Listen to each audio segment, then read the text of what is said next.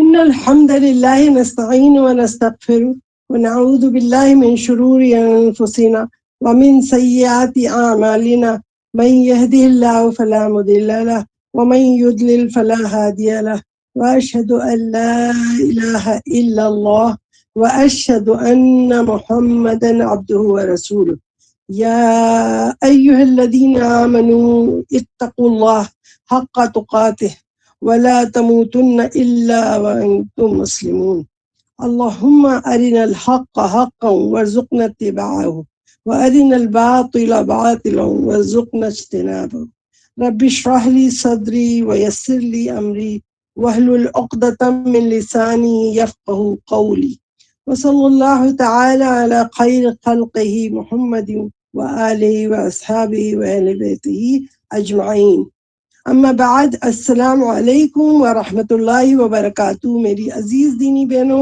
اور میری پیاری بچیوں، اللہ تعالیٰ کا شکر احسان ہے، اس کی رحمت ہے کہ ہم سب آج دوبارہ اس کے ذکر کی محفل میں یہاں جمع ہوئے ہیں، اور آج ہم اپنی رسپانسبلٹی کو دیکھنا چاہتے ہیں، پڑھنا چاہتے ہیں، سمجھنا چاہتے ہیں، سننا چاہتے ہیں۔ کیا ہے وہ رسپانسبلٹی سب سے بڑی کہ قرآن کے ہمارے پر کیا حقوق ہے؟ آج ہمیں اسے انشاءاللہ سننا ہے، احساس کرنا ہے، سمجھنا ہے، اور پھر عمل کر کے اسے ادا کرنا ہے، پھر اس کی تبلیغ کر کے آگے بڑھانا ہے انشاءاللہ تعالی۔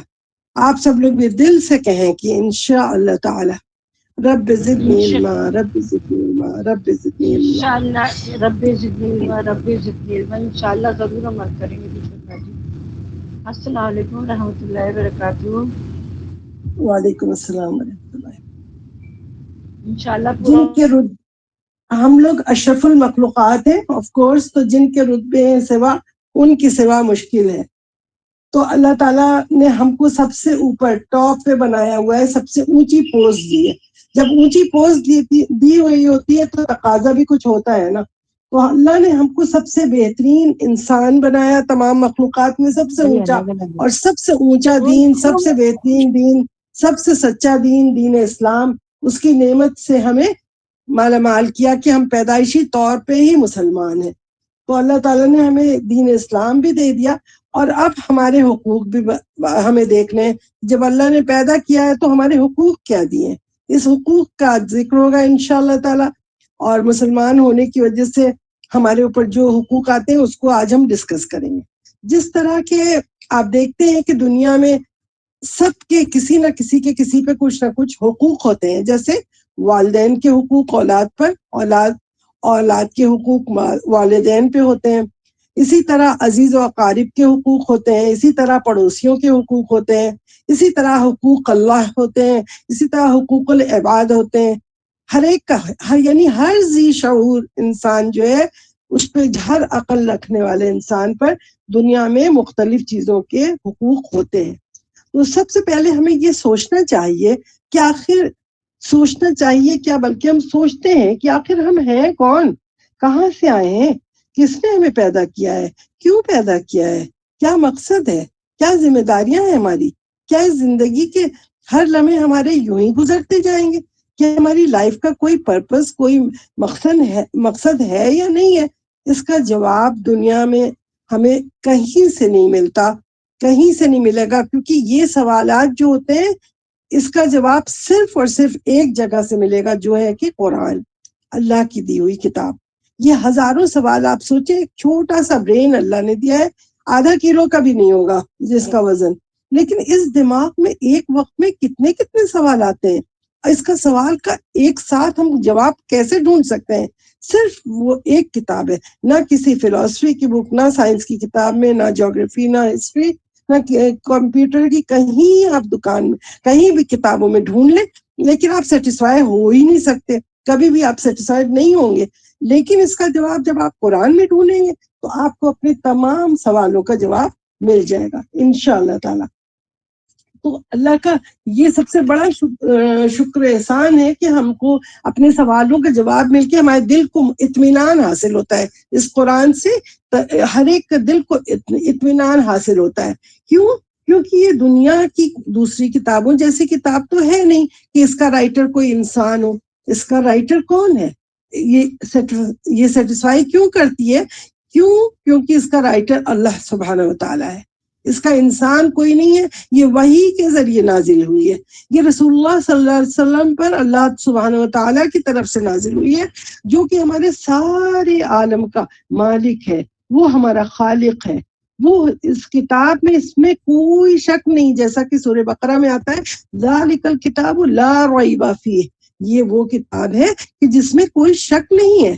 یعنی کہ مسلمان ہونے کا مطلب یہ ہوا کہ اللہ اور اللہ کے رسول پہ، اس کے ملائکہ پہ اور اس کی نازل ہوئی تمام کتابوں پر، خاص کر آخری کتاب قرآن مجید پہ کامل یقین کریں ہم۔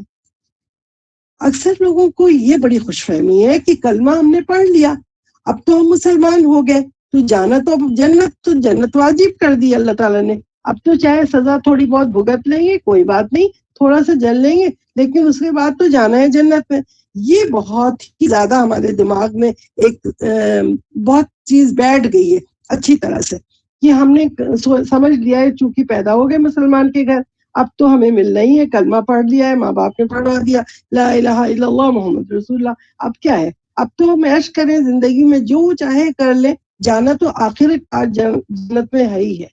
تو یہ سوچ کے ہم ایک دم لاپرواہ ہو چکے ہیں، حالانکہ ہم یہ نہیں دیکھتے کہ آیا کہ یہ کلمہ اللہ تعالیٰ کیا قبول بھی ہے یا نہیں ہے، یہ قبول کی اس کی کوئی شروط ہے، یا یوں ہی اللہ تعالیٰ نے کہہ دیا صرف منہ سے پڑھ دو گے ہم مان لیں گے؟ ایسا تو نہیں ہے نا، کیونکہ ہم سب کو پتہ ہے کہ تمام جنہوں نے کلمہ پڑھا ہوا تھا، عبداللہ بن ابی جو کہ منافقوں کا سردار تھا، اس نے کلمہ بھی پڑھا، منہ سے بھی کہتا تھا اور پھر نماز بھی پڑھ کے دکھاتا تھا، یعنی وہ اقرار باللسان بھی کرتا تھا اور عمل بالجوارح بھی کرتا تھا، لیکن تصدیق بالقلب نہیں کرتا تھا، دل سے وہ ایمان نہیں لایا، تو وہ کہاں جائے گا؟ جہنم کی سب سے گہری وادی میں، سب سے نیچے آگ میں جلایا جائے گا۔ وہ منافق تھا، نام کا مسلمان تھا۔ تو یہ سمجھ لینا کہ ہم نے کلمہ پڑھ لیا ہے اور بغیر کسی شروط کے یہ ایکسیپٹ ہو جائے گا، نہیں، وہ کبھی بھی ایکسیپٹ نہیں ہوگا ایسا کلمہ۔ اسی طرح آپ دیکھ لیں کہ ہمارے حضور صلی اللہ علیہ وسلم کے چچا کتنا پیار کرتے تھے اپنے نبی صلی اللہ علیہ وسلم کو، اتنا پیار کرتے تھے، اتنی محبت کرتے تھے، اور نبی صلی اللہ علیہ وسلم بھی بے انتہا ان کو پیار کرتے تھے، کیونکہ انہوں نے پالا تھا، وہ ان کے گارجین تھے، ان کے چچا تھے، رشتے دار تھے، انہوں نے بہت برے وقتوں پہ نبی صلی اللہ علیہ وسلم کا بہت ساتھ دیا تھا۔ تو وہ کیا کرتے تھے کہ دل سے تو تصدیق کرتے تھے کہ ہاں یہ میرا بھتیجا جو ہے بالکل سچا ہے، بالکل انہیں یقین تھا کہ اس کی ایک بات بھی جھوٹی نہیں ہے، لیکن وہ ایک زبان سے اقرار نہیں کرتے تھے۔ وہ ان کو اتنا کہا نبی صلی اللہ علیہ وسلم نے کہ آپ میرے کان میں ہی کلمہ پڑھ دیں، کہہ دیں، تاکہ قیامت میں آپ کی سفارش کروا سکوں، لیکن وہ دنیا کا ڈر، دنیا کا خوف کہ لوگ کہیں گے موت سے ڈر گیا یہ، اور پھر انہوں نے آخر وقت تک انہوں نے کلمہ نہیں پڑھا۔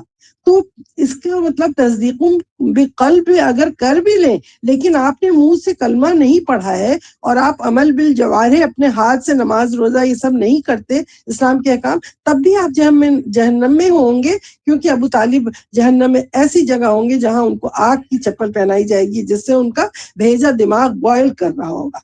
تو کتنی یہاں ضرورت ہے کہ ہم ہر بات کو، کلمے کو پڑھیں زبان سے، لا الہ الا اللہ محمد رسول اللہ، اس کے بعد ہم دل سے اس کو یقین کریں، تصدیق کریں، اس کے بعد اپنے ہاتھ پاؤں سے نماز روزہ زکوٰۃ خیرات جتنی بھی چیزیں ہیں یہ سب پہ عمل کر کے دکھائیں، تب جا کے ہمارا کلمہ قبول ہوگا۔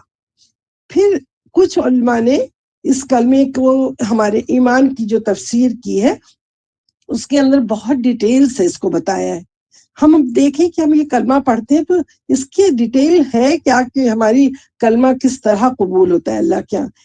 اس میں کہا ہے کہ ایمان کی تفسیر بالاجماع امت یہ ہے کہ شروط لا الہ الا اللہ، اس کے لیے العلم، ہمیں سب سے پہلے اس کا علم حاصل کرنا ہے، وہ علم جو کہ قرآن کا علم ہے، جو کہ ہمیں نفع دے اور جو کہ قائم رہے مرتے دم تک۔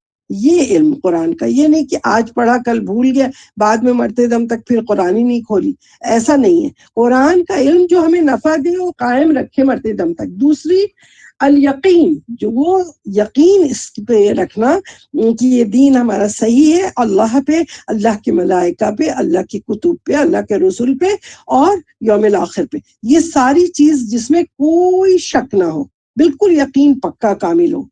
دوسری چیز یہ ہے اس پہ یقین رکھنا. تیسری چیز یہ ہے ہمارے اندر اخلاص ہو. کیسا اخلاص؟ وہ اخلاص جو کہ شرک سے پاک ہو. یعنی ہم کسی دوسری کے رضا کے لیے کوئی کام نہ کریں. نہیں یعنی کہ ہم کر رہے ہیں کوئی بھی کام، نماز پڑھ رہے ہیں، روزہ کر رہے ہیں، کچھ بھی کر رہے ہیں، تو یہ دوسرے کو خوش کرنے کو نہیں کر رہے ہیں نہ، ہم صرف یہ اللہ کے لیے کر رہے ہیں. کوئی بھی پردہ کرے تو سمجھے ہم اللہ کے لیے کر رہے ہیں. ہم نماز پڑھ رہے ہیں تو اللہ کے لیے، زکوٰۃ دے رہے ہیں تو اللہ کو راضی کرنے کے لیے. یہ نہیں کہ دنیا میں لوگ ہمیں کہیں یہ بڑا کریم ہے، یہ اس کو بانٹتا ہے، اس کو کھلاتا ہے، یہ کرتا ہے، وہ کرتا ہے، مطلب ہماری تعریفوں کے لیے نہ کریں. وہ شرک سے بالکل پاک ہونا چاہیے، اخلاص ہونا چاہیے. پھر چوتھا ہے الصدق. وہ صدق کی جو جھوٹ سے پاک ہو، یعنی جب بھی بولے سچ بولے. اللہ کا ڈر ہو اس کے دل میں کہ ہم کوئی بھی بات کر رہے ہیں غلط تو اللہ کیا ہماری پکڑ ہو جائے گی. تو ہمارا وہ ایمان ایسا ہو کہ جو جھوٹ سے پاک ہو. پھر المحبہ. محبت کیسی؟ محبت کون سی؟ کہ جس میں خوشی اور سرور ملے.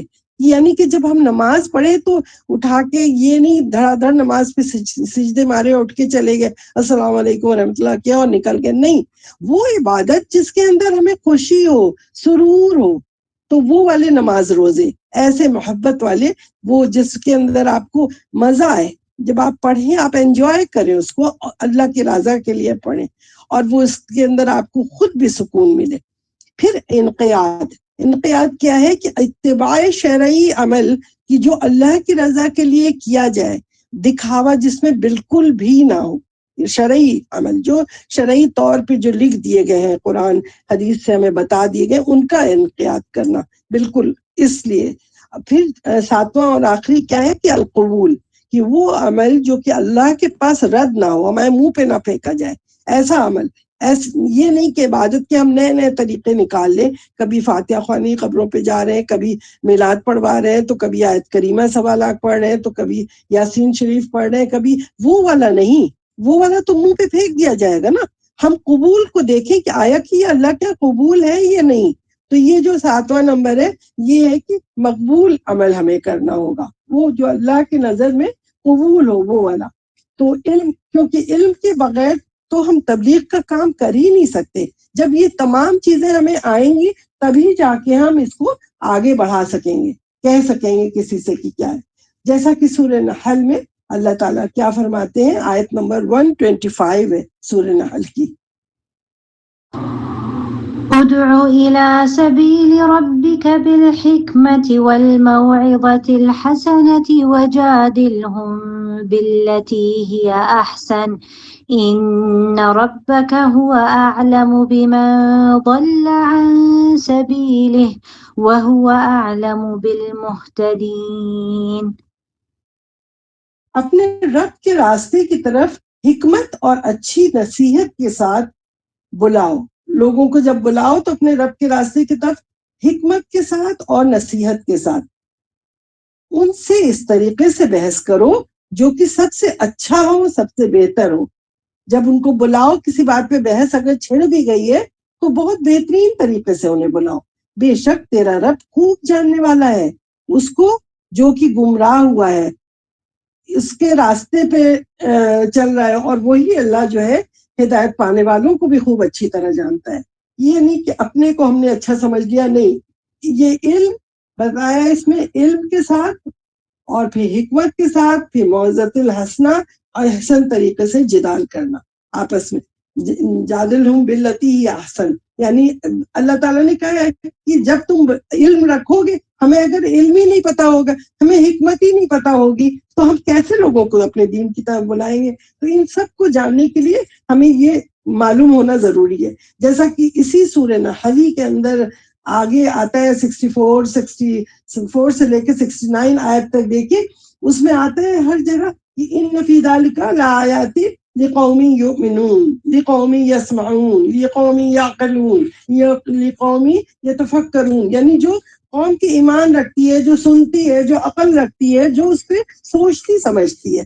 تو یعنی ہمارے اندر یہ ساری خوبیاں ہونی چاہیے، تب جا کے ہم سنیں گے. تو دینی محفل میں اور قرآن کے، تو میری عزیز بہنوں، میری پیارے بہنوں، ہمیں بہت غور سے یہ دیکھنا ہے کہ کون سا علم ہے جو ہمیں دنیا اور آخرت دونوں میں فلاح دے گی، جس سے ہم یعنی یہ نہیں کہ صرف ہماری دنیا بن گئی یا صرف آخرت بن گئی، تو ہم کا ہی وہ علم ایسا ہے کہ جو ہمیں فلاح جس سے مل سکتی ہے۔ تو دینی محفل میں اور قرآن کی محفل میں اس کے شان اور اس کا علم حاصل کرنے کے لیے ایک حدیث ہے، جامع حدیث ہے مسلم کی 6577، قال رسول اللہ صلی اللہ علیہ وسلم، اس کا ترجمہ پڑھتے ہیں کہ جو قوم اللہ تعالیٰ کے گھروں میں سے کسی گھر میں یا کسی مسجد میں جمع ہو کر قرآن مجید کی تلاوت کرے اور آپس میں پڑھتے ہیں، ایک دوسرے کو سناتے ہیں، اللہ تعالیٰ کی طرف سے ان پر سکونت نازل ہوتی ہے، اللہ تعالیٰ کی طرف سے ان پر رحمت نازل ہوتی ہے، اللہ کی رحمت ان کو ڈھانپ لیتی ہے اور فرشتے ان کو چاروں طرف سے گھیر لیتے ہیں اور اپنے پروں سے وہ ان کو احاطہ کر لیتے ہیں۔ اللہ جل شانہ ان کا تذکرہ اپنے مقرب فرشتوں کے پاس کرتے ہیں، اور جس نے عمل میں سستی کی اس کا نسب، اس کا خاندان، چاہے وہ اپنے کو سید کہے یا نجم الطرفین کہے، اس کا نسب نامہ اس کو کوئی فائدہ نہیں پہنچائے گا۔ اکثر آپ لوگوں نے سنا ہوگا نا، لوگ کہتے ہیں میں تو سید خاندان سے ہوں، تو تم کیا ہو بھائی، تمہارا عقل کیا ہے، تم کیا ہو، تم نے اپنے خاندان کو تو چھوڑ دو، بھول جاؤ، یہ بتاؤ تم اب کیا کر کیا رہے ہو، اللہ کیا قبول بھی ہے تمہارا کوئی عمل؟ تو یہ ہمیں چاہیے کہ ہم اپنے عمل کو دیکھیں، ہم اپنا خاندان بھول جائیں۔ آپ کسی بھی خاندان سے اگر تقویٰ میں آپ اچھے ہیں تو اللہ تعالیٰ آپ کی بات کو قبول کرے گا، اگر آپ تقوی میں فیل ہو گئے تو آپ کا خاندان نسب آپ کو نہیں بچائے گا جہنم کی آگ سے۔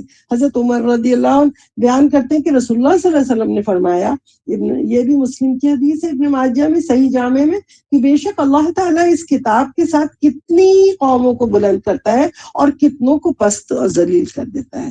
یہی کتاب ہے، یہی قرآن ہے جو کہ آپ کو وہ بھی دیتی ہے، عزت بھی دیتی ہے اور ذلیل رسوا بھی کر دیتی ہے، جیسا کہ سورہ بقرہ کے اندر آیت نمبر 26 میں اللہ تعالیٰ کیا فرماتے ہیں؟ يضل به كثيرا ويهدي به كثيرا وما يضل به إلا الفاسقين۔ اور اس کے ساتھ ہی اللہ بہتوں کو گمراہ کر دیتا ہے اور بہتوں کو ہدایت دیتا ہے، اور گمراہ تو صرف فاسقوں کو کرتا ہے۔ تو جن کے دلوں میں کجی ہے، ٹیڑھ ہے، تو وہی جو ہے گمراہ ہوتے ہیں۔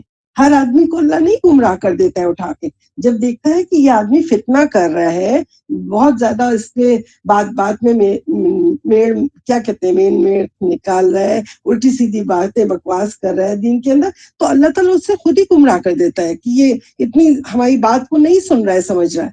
تو ہم سب کو معلوم ہے کہ قرآن مجید پر ایمان لانا، اس کے احکام پر عمل کرنا ہم سب مسلمانوں پہ فرض ہے، لیکن افسوس کی بات یہ ہے کہ ہم نے قرآن کو خوبصورت غلافوں میں سجا کر اتنی اونچائی پہ رکھ دیا ہے کہ وہاں ہمارا آسانی سے ہاتھ ہی نہ پہنچے۔ صرف قرآن خوانی یا موت کی وقت اس کو نکال لیا، قرآن خوانی کیا تو سب پڑھنے بیٹھ گئے، کوئی مرنے لگا تو نکال کے اس پہ یاسین پڑھ لیا، کوئی رخصتی کرنے لگ گئے تو سر کے اوپر سے دولہا دلہن کے کر دیا کہ اب اس کے نیچے سے گزریں گے تو لگتا ہے بلوٹوتھ کے ذریعے پورا قرآن ان کے دل میں اتر گیا۔ ایسا تو نہیں ہوتا نا۔ تو یہ ساری چیزیں جو دنیا کے اندر ہم لوگ یہ کرتے ہیں نا حرکتیں، ان سے کوئی فائدہ نہیں ہے، لیکن حقیقت میں اس کا بہت بھاری حق ہے ہمارے اوپر۔ قرآن مجید کے بہت حقوق ہیں، اس کے معنی کو سمجھیں، اس کو اچھی طرح سے دیکھیں کہ کیا اس کے اصل معنی کیا ہے، لفظ قرآن کیا ہے، قرآن کے لغوی اور اصطلاحی معنی کو دیکھتے ہیں کہ لنگوسٹک اور ٹیکنیکل اس کے کیا معنی ہیں، آیا کہ یہ ایک ڈرائیوڈ ورڈ ہے یا ان ڈرائیوڈ ہے، یعنی لغوی معنی سب سے پہلے دیکھیں کہ علماء حضرات کیا کہتے ہیں۔ لغوی معنی اس علماء کے یہ ہیں کہ قرآن ایک جامد لفظ ہے، جس طرح سے کہ عیسیٰ علیہ السلام پہ انجیل نازل ہوئی، موسیٰ علیہ السلام پہ تورات ہوئی، تو محمد صلی اللہ علیہ وسلم پہ قرآن نازل ہوا۔ تو کچھ علماء کا یہ خیال ہے، کچھ علماء کا یہ خیال ہے کہ جس طرح حج عمرہ ملا کے حج قرن کہلاتا ہے، اسی طرح قرآن کی سورے اور کلمات اور حروف اور الفاظ کو ملا کے قرآن بنا دیا گیا ہے۔ پھر کچھ علماء کا خیال ہے کہ قرآن جو لفظ ہے قرأت سے کیا گیا ہے، یعنی کہ اس کو پڑھنا یا تلاوت کرنا، جیسے کہ سورہ قیامہ کے اندر آتا ہے نا، ان علینا جمعہ و قرآن، یعنی اللہ تعالیٰ نے خود فرما دیا ہے کہ اس قرآن کا مجید کا جمع کرنا اور آپ کی زبان سے پڑھوا دینا ہمارے ذمہ ہے۔ تو اللہ تعالیٰ نے یہ بیان کیا تو لوگ سمجھتے ہیں کہ نہیں قرآن قرأت سے آیا ہے، کچھ لوگ کہتے ہیں، کچھ علماء کا یہ خیال ہے۔ اچھا اصطلاحی معنی، اب ہم نے یہ اس کے اصطلاحی معنی سنے، پڑھتے ہیں کہ اس کو علماء، کچھ علماء نے جو کہتے ہیں اجماع جس پہ کیا ہے وہ یہ ہے کہ ہوا کلام اللہ تعالی، کہ یعنی کہ اللہ کا کلام ہے، المنزل علی محمد، کی جو نازل کیا گیا ہے محمد صلی اللہ علیہ وسلم پہ، بواسطہ جبرائیل علیہ السلام، جبرائیل علیہ السلام کے ذریعے سے نازل کیا گیا ہے، المبدوء بسورۃ الفاتحہ، یہ شروع کیا گیا ہے سورہ فاتحہ سے، والمختوم بسورۃ الناس، اور ختم ہوا ہے سورۃ الناس پہ، والمکتوب فی المصاحف، اور وہ لکھا گیا ہے مصحف میں، والمتعبد بتلاوتہ، اور اس کا پڑھنا ایک تلاوت، یہ ایک عبادت ہے۔ تو قرآن مجید اللہ تعالیٰ کا وہ کلام ہے کہ جو جبرائیل علیہ السلام کے واسطے سے پیغمبر اخیر محمد صلی اللہ علیہ وسلم پر نازل ہوا ہے۔ اس کی ابتدا سورہ فاتحہ سے ہوئی اور سورہ انتہا اس کی سورہ ناس پر ہوئی ہے، اور 12,000 صحابہ کے اجماع سے مصاحف میں 7 حروف پر مشتمل لکھا گیا ہے۔ اس کی تلاوت کرنا ایک عبادت ہے۔ سورہ قیامہ میں قرآن میں اس کی تفسیر بیان کی گئی ہے، حدیث کی حفاظت، یعنی اس قرآن کی بھی حفاظت اور اس کا ڈسکرپشن جو حدیث ہے، جسے کہتے ہیں کہ جس پہ پریکٹیکل کر کے حضور صلی اللہ علیہ وسلم نے دکھایا، ان تمام چیزوں کی حفاظت اللہ سبحانہ و تعالیٰ نے کہا ہے یہ میرے ذمہ ہے، یہ آپ کے ذمہ نہیں ہے۔ اسی کے لیے کہہ دیا کہ یہ ہمارے ذمہ ہے، تو تم اس کی فکر نہیں کرو۔ تو اللہ تعالیٰ کیا فرماتے ہیں سورہ قیامہ کی آیت نمبر 16 سے 19 میں اللہ تعالیٰ کیا فرماتے ہیں؟ لا تحرك به لسانك لتعجل به إن علينا جمعه وقرآنه فإذا قرأناه فاتبع قرآنه ثم إن علينا بيانه۔ یہاں پہ اللہ تعالیٰ فرماتے ہیں کہ آپ حضور صلی اللہ علیہ وسلم سے کہہ رہے ہیں کہ آپ اپنی زبان کو حرکت نہ دیں، جلدی جلدی سے یاد کرنے کے لیے قرآن کو آپ لتعجل بھی، اتنی جلدی جلدی کر کے آپ حرکت نہ دیں۔ ان علینا جمع و قرآن، یعنی کہ بے شک اس قرآن کا جمع کرنا آپ کے سینے میں اور آپ کی زبان سے اس کو پڑھوا دینا یہ ہمارے ذمہ ہے۔ اللہ تعالیٰ نے کہا ہے کہ یہ آپ کا کام نہیں ہے، میں آپ کو جو بھی جبرائیل علیہ السلام کے واسطے سے آپ کے پاس ہی جا رہا قرآن، تو آپ یہ سمجھ لی کہ اس کا جمع کرنا، پڑھوانا، یہ سارا میرے ذمہ ہے۔ اللہ تعالیٰ نے کہا پھر جب ہم اسے پڑھوا چکیں گے تو آپ اس کے پڑھنے کا اتباع کریں۔ جب وہ کوئی پڑھ لے جبرائیل علیہ السلام تو آپ اس کی فالو کریں، آپ اتباع کریں۔ پھر یقیناً اس کی وضاحت، یعنی اس کو ڈسکرائب کرنا، اس کو سمجھانا یا حدیث کے ذریعے، یعنی اس کی ڈیٹیل بتانا، یہ ہمارے ذمہ ہے۔ اللہ تعالیٰ نے کہا یعنی صرف قرآن کی ذمہ داری نہیں لی ہے، اللہ تعالیٰ نے حدیث کی ذمہ داری لی ہے۔ یہ کہہ دیتے ہیں نا لوگ جو اہل القرآن ہو، وہ کہتے ہیں نہیں قرآن تو اللہ تعالیٰ نے لکھا ہے، حدیث کا کہاں سے ذکر آ گیا؟ لوگ کہتے ہیں حدیث تو 400 سال بعد لکھی گئی ہے، تو ہمیں قرآن پہ تو ہم یقین کرتے ہیں، آیتوں پہ، حدیث پہ نہیں۔ یہاں اللہ نے کیا کہا ہے کہ اس کی وضاحت کرنا بھی ہمارے ذمہ ہے۔ یعنی حدیث جب حضور صلی اللہ علیہ وسلم کو سکھا دیا قرآن، پھر کہا اب آپ اس کو پریکٹیکلی کر کے دکھائیں۔ یہ نماز ہے تو کتنی رکعت ہے، کیسے ہوگی؟ اس کے وضو کے ساتھ ہوگی یا بغیر وضو کے بھی ہو جائے گی؟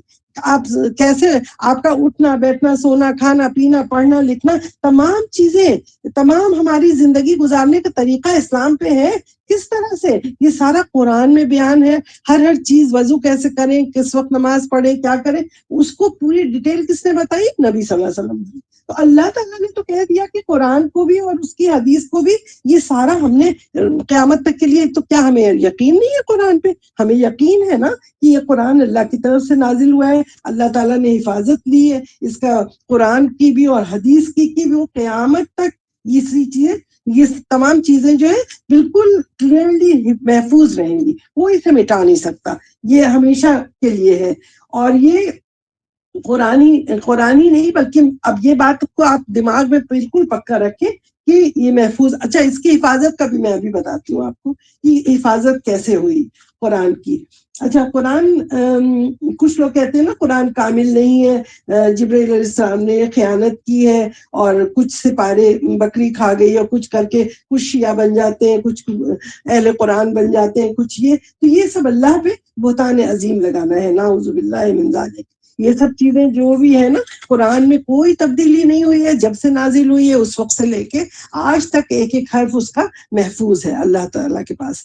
یہ اللہ کا کلام ہے، یہ جن اور انس اور فرشتوں کا کلام نہیں ہے، یہ کلام صرف اللہ سبحانہ و تعالیٰ کا ہے، کلام اللہ ہے. المنزل نازل شدہ ہے، وحی کے ذریعہ آیا ہے، یہ کوئی کتابی شکل میں نہیں آیا ہے، تورات زبور کی طرح یا صحف کی طرح نہیں آیا ہے، بلکہ یہ نازل شدہ ہے وحی کے ذریعے، یعنی کلام اللہ ہے، یہ کوئی مخلوق نہیں ہے. یہ قرآن اللہ کا کلام ہے. اور پھر اس کے بعد تیسری چیز یہ کہ کس پہ نازل ہوا ہے؟ محمد صلی اللہ علیہ وسلم پہ. یہ کوئی موسیٰ عیسیٰ علیہ السلام یا اور کسی نبی پہ نہیں ہوا، بلکہ یہ کامل کا کامل قرآن محمد صلی اللہ علیہ وسلم پہ نازل ہوا ہے. اور کس سے نازل ہوا ہے؟ بواسطہ جبرائیل، یعنی یہ نزل بہ روح الامین علی قلبک لتکون من المنذرین، یعنی اسے امانت دار فرشتہ لے کر آیا ہے. امانت دار یعنی کہ ایک حرف ایک چیز کو آگے پیچھے نہیں کیا ہے. یہ سورہ شعراء کی آیت 193 میں ہے کہ نزل بہ روح الامین علی قلبک. سو بھی آپ پڑھ لیجیے ذرا سا 193 شعراء.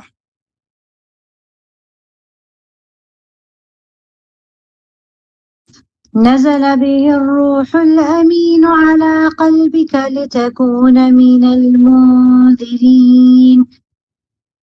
اسے امانت دار فرشتہ لے کر آیا ہے آپ کے دل پر کہ آپ ڈرانے والے ہو جائیں. یعنی اس لیے وہ لا کے یہ بتایا کہ آپ کے قلب پہ نازل ہوا ہے لِتَكُونَ مِنَ الْمُنذَرِينَ، تاکہ آپ لوگوں کو ڈرانے والے ہو جائے، نہ کہ خود نعوذ باللہ محمد صلی اللہ علیہ وسلم نے اپنے پاس سے گڑھ لیا ہے یا نقل کر دیا ہے، ایسا کچھ نہیں ہے. تو یہ اور اس کا پھر مبدوء ابھی ہم نے بتایا سورہ فاتحہ سے سٹارٹ ہوا ہے اور مختوم سورہ ناس پہ، یعنی اس کی ترتیب بھی قرآن کی، یعنی نازل تو ڈفرینٹ اوقات پہ وقت کے لحاظ سے اللہ تعالیٰ نے بہت سی سورے جو نازل کی ہیں، کسی کو مکہ میں مکرمہ میں، کوئی مدینہ میں، سب جگہ ترتیب اس کی صحابہ کو یاد کروا کے اس ترتیب سے کہہ کے وہ لکھا گیا ہے. اس کے بعد اس کو مصحف عثمانیہ جو موجود ہے، تو ہم لوگ کی سمجھتے ہیں نا کہ انہوں نے عثمان رضی اللہ عنہ نے قرآن چھاپا ہے، وہ چل رہا ہے. تو ایسا کچھ بھی نہیں ہے. سب سے پہلے کیا ہوا کہ قرآن مختلف وقت پہ کچھ مدینہ منورہ میں نازل ہوا ہے، کچھ مکہ مکرمہ میں.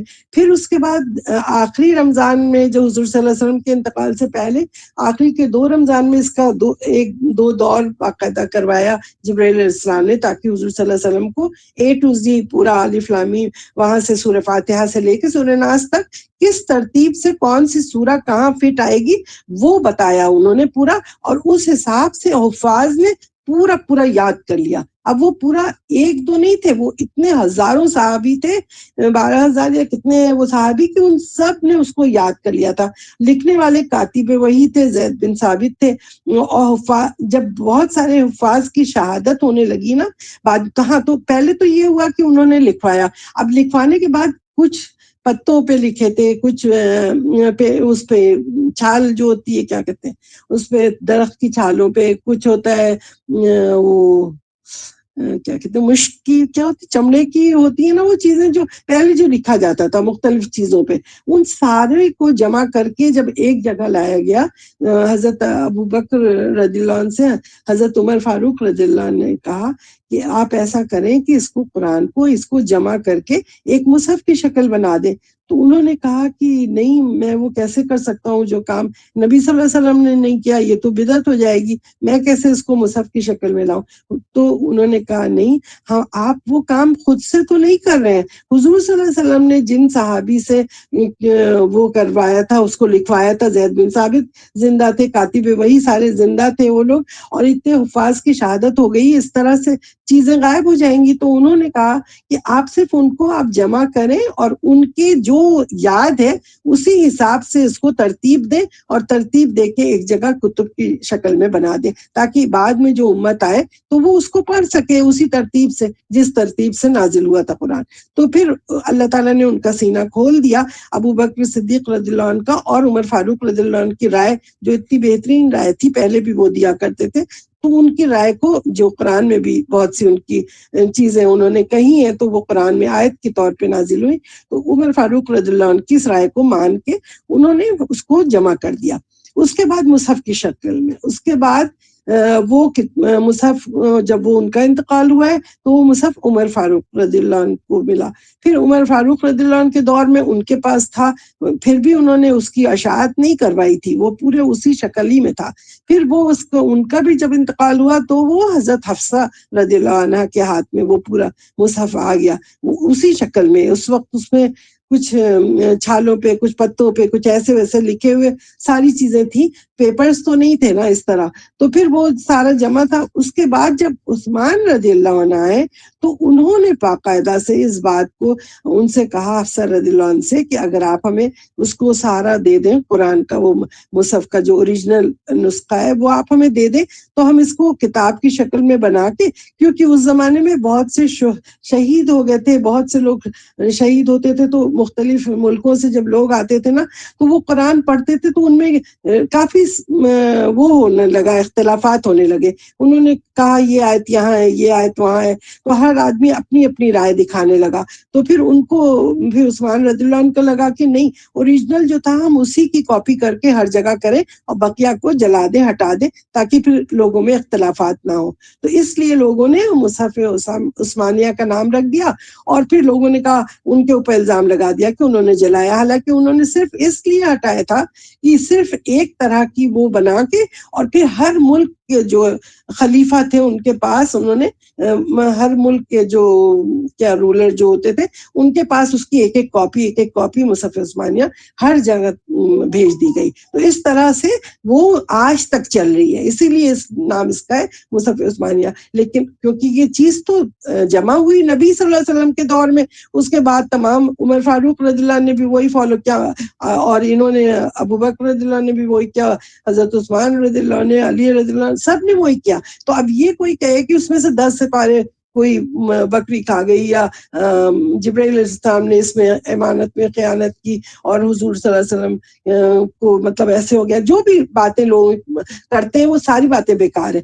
بات تو اصل یہ ہے کہ یہ حفاظ کی شہادت کی وجہ سے وہ اس کا صحیفہ بنایا گیا, اور وہی صحیفہ عثمانیہ آج تک چل رہا ہے. زید بن ثابت موجود تھے, مطلب جنہوں نے کاتب وحی تھے وہ موجود تھے, حفاظ موجود تھے, اور 12,000 حفاظ تھے, ایک دو نہیں تھے, ان سب سے مل کے وہ کیا ہے. تو اس قرآن کا متعبد بتلاوتی, اس کی تلاوت کرنا عبادت ہے. یہ جو قرآن ہمارے پاس ہے اس کو اسی آرڈر میں پڑھنا اس کی عبادت ہے. اس کو نماز میں پڑھا جاتا ہے, اس کے ہر حرف پہ 10 نیکی ملتی ہے. جیسے کہا گیا ہے کہ الف لام میم ایک لفظ نہیں ہے, بلکہ الف لام اور میم 3 لفظ ہے, اس پہ 30 نیکی ہے. کیونکہ مسلمانوں پہ اللہ تعالیٰ کا رحم ہے کہ وہ ہر ایک نیکی کے اوپر 10 ٹائمز ہوتا ہے. جیسا کہ قرآن اللہ تعالیٰ نے کہا اب ہم نے تمہارے اوپر 5 وقت کی قرآن کی, لیکن اس کا ثواب کتنا ہے 10 ٹائمز, 50 ٹائمز, جو انہوں نے آخر میں کی تھی نا, کہ حضور صلی اللہ علیہ وسلم نے کہا اب مجھے دوبارہ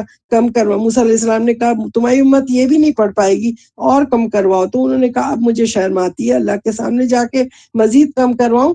تو پھر اللہ تعالیٰ کی طرف سے یہ ہوا کہ یہ 50 ہی کا ثواب تمہاری امت پائے گی, لیکن تم 5 وقت کی نماز, آسانی کے لیے ہم امت کو ایک نیکی کا 10 گنا کر کے 5 وقت کی نماز ہم پڑھتے ہیں, اور اللہ کے رحم سے انشاءاللہ ہم سب 50 گنا اس کا 50 نیکیوں کا ثواب ملیں گے. تو اللہ تعالیٰ سے دعا ہے کہ وہ ہمیں توفیق دے کہ اس قرآن کی ہم تلاوت کریں اور نیکیاں حاصل کریں. اور جس دن کوئی ایک نیکی بھی کوئی نہیں دے گا, کوئی اپنے جو سگے ہوں گے, ماں باپ بہن بھائی رشتہ دار, وہ سب ہم سے دور بھاگیں گے. جیسا کہ سورہ عبس میں آیت نمبر 34 سے 36 میں اللہ تعالیٰ کیا فرماتے ہیں, اس دن بھائی سے بھاگ جائے گا, ماں اور باپ بھاگ جائیں گے, بیوی بھاگ جائے گی, بیٹے بھاگ جائیں گے, سب. یعنی یہ آج ہم جن کے لیے اپنی محبتیں نچھاور کرتے ہیں, روح نکلتے ہی نا یہ سارے ایک 1 by 1 کر کے سب ہم سے دور بھاگ جائیں گے. تو جن کے پیچھے لگ کے ہم اپنی نمازیں قضا کرتے ہیں, اپنے اللہ کو ناراض کر رہے ہیں, قیامت میں یہ سب ہم سے دور بھاگ جائیں گے. تو اس لیے بہترین عمل کیا ہے کہ ہم اس قرآن پہ پوری اپنی توجہ دیں, اللہ رسول اللہ صلی اللہ علیہ وسلم نے کیا فرمایا؟ خیرکم من تعلم القرآن وعلمہ. صحیح حدیث ہے کہ تم میں سے اعلیٰ اور پسندیدہ وہ ہے جو قرآن مجید کی تعلیم حاصل کرے اور اس کی تعلیم دوسروں کو دے. اسی طرح دوسری حدیث میں ان افضلکم من تعلم القرآن وعلمہ. دوسری حدیث میں ہے کہ بے شک تم میں افضل وہ ہے جو قرآن کو پڑھے اور پڑھائے. اللہم اجعلنا منہم. اللہ تعالیٰ ہم سب کو اس میں شامل کر لے، کیونکہ اللہ تعالیٰ نے اپنے رسولوں کو چنا ہے نا. اللہ تعالیٰ اپنا پیغام جس سے پہنچانا چاہتا ہے، اللہ تعالیٰ عام انسان سے بھی بھیج رہا ہے، تو وہ بھی وہ پیغام میسنجر بن گیا نا. وہ بھی جیسا کہ سورہ حج کے اندر دیکھیں اب اللہ تعالیٰ کیا فرماتے ہیں آیت نمبر 75 میں. اللہ یصطفی من الملائکۃ رسلا ومن الناس ان اللہ سمیع بصیر. اللہ تعالیٰ چن لیتا ہے فرشتوں کو اور انسانوں میں سے اپنے پیغام آگے پہنچانے والوں کو، اپنے رسولوں کو. بے شک اللہ تعالیٰ سب کچھ سننے والا اور سب کچھ جاننے والا ہے. تو اللہم اجعلنا منہم. اللہ تعالیٰ سے دعا کرے کہ اللہ تعالیٰ ہم سب کا بھی شمار انہی میں کر لے کہ ہم اللہ کے پیغام کو سنیں بھی اور آگے بھی پہنچائیں ایک دوسرے کو.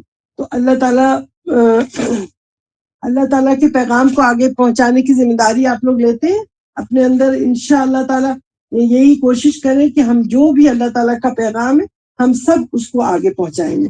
اور اب ہم دیکھتے ہیں کہ قرآن مجید کے اور بھی ہم ڈیٹیل سے آگے کریں گے، لیکن ابھی آج اس کو تھوڑا سا وائنڈ اپ کرتے ہیں یہاں پہ کہ قرآن مجید کے ہم پر کیا حقوق ہے. سب سے پہلا حق ہے کہ اس پہ ایمان لایا جائے، دوسرا ہے اس کو پڑھا جائے، تیسرا ہے اس کو سمجھا جائے، چوتھا ہے اس پہ عمل کیا جائے، اور پانچواں ہے کہ اس کو آگے پہنچایا جائے یعنی اس کی تبلیغ کی جائے. تو پہلا حق جو ہے کہ اس پر ایمان لایا جائے. وہ کیسے ہے کہ ایمان لانا اللہ جل شانہ کا کلام ہے. یہ جبرائیل علیہ السلام کے واسطے سے آخری پیغمبر کے نازل 23 سال کے اندر ہوا ہے، اور حضور صلی اللہ علیہ وسلم کے پاس جسے صحابہ کرام رضی اللہ عنہم اجمعین نے قبول کیا، تسلیم کیا اور اس پر عمل کیا بغیر کسی اختلاف کے. اور پھر ہم کو اختلاف بالکل نہیں کرنا ہے. ہم کو بھی یہی سمجھنا ہے کہ یہ جو قرآن نازل ہوا تھا 13 سال مکہ مکرمہ میں، 10 سال مدینہ منورہ میں، ٹوٹل ملا کے 23 سال ہوئے.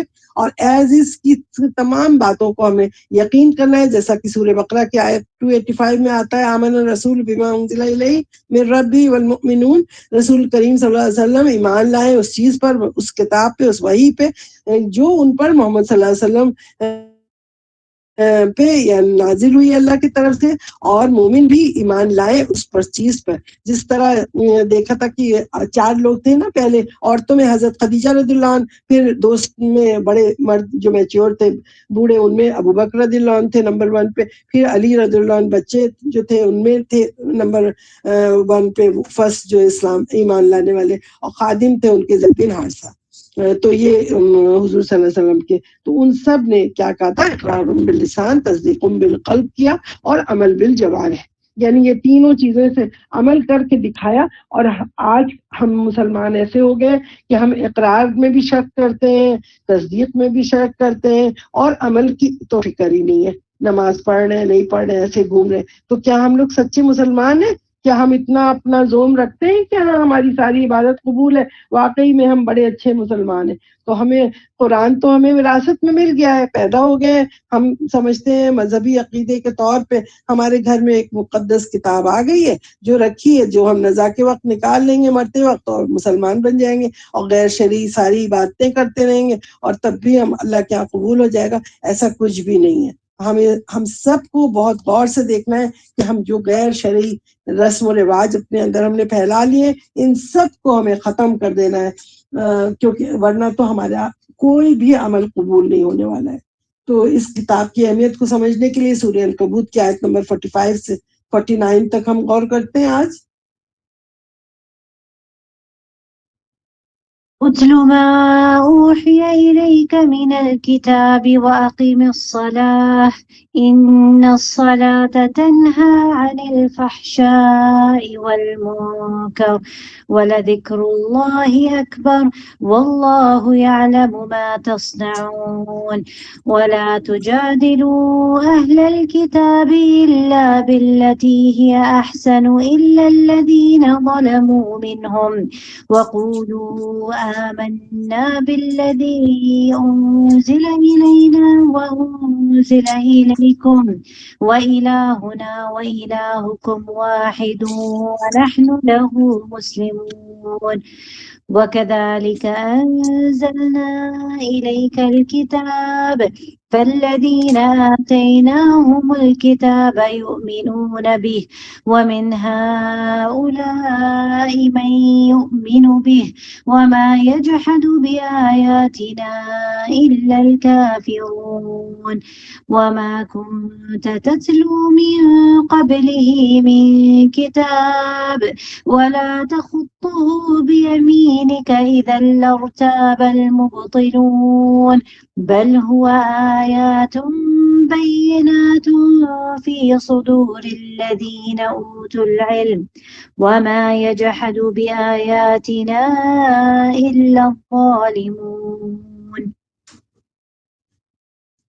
اے نبی صلی اللہ علیہ وسلم اس کتاب کی تلاوت کیجئے جو آپ کی طرف وحی کی گئی ہے اور نماز قائم کیجئے، یقیناً نماز بے حیائی اور برے کاموں سے روکتی ہے اور بلا شبہ اللہ کا ذکر تو سب سے بڑی چیز ہے اور اللہ جانتا ہے جو کچھ تم کرتے ہو اور نہیں کرو اہل کتاب سے بحث اور تکرار مگر احسن اور اچھے طریقے سے سوائے ان لوگوں کے جو ان میں سے ظالم ہیں اور